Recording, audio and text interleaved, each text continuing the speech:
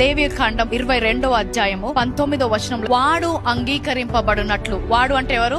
ఎవరైనా పాపము చేసిన వారు దేవుని దగ్గరకు వచ్చి వారు అంగీకరింపబడాలంటే ఏం చేయాలంట?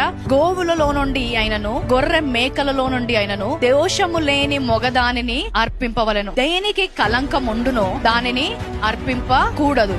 అది మీ పక్షముగా అంగీకరింపబడదు. అంటే మీరు ఏ రక్తాన్ని తీసుకొని వస్తున్నారో, ఏ పశువు యొక్క రక్తాన్ని తీసుకొస్తున్నారో దాన్ని పరీక్షించాడు. మీ పాపములను కాదు, ఎన్ని పాపాలు చేశారు, ఎలాంటి పాపము చేశారు అని దేవుడు అడగట్లేదు. కానీ నీవు తీసుకొచ్చే బలి పశువు యొక్క రక్తము ఎలాంటిది, దాని మీద మచ్చ ఉందా, దాని మీద కలంకం ఉందా, అలాగైతే అంగీకరించబడదు. ఆయన వారిని బట్టి వారికి పరిశుద్ధత ఇవ్వలేదు, కానీ వారి యొక్క బలిని బట్టి వారి పరిశుద్ధులుగా తీర్చాలో లేదో నిర్ణయించాడు. నీవెన్ని పాపాలు చేశావు, ఎలాంటి పాపాలు చేశావు, దాన్ని బట్టి అంగీకరించబడతావా లేదా అనేది దేవుడు ప్రశ్నించట్లేదు. ఏ రక్తముతో ఆ సన్నిధికి వస్తున్నావు, మనం ఏ రక్తంతో వస్తున్నాం? 1 పేతురు 1వ అధ్యాయం 19వ వచనం. ఈ రక్తము ఎలాంటిదంట?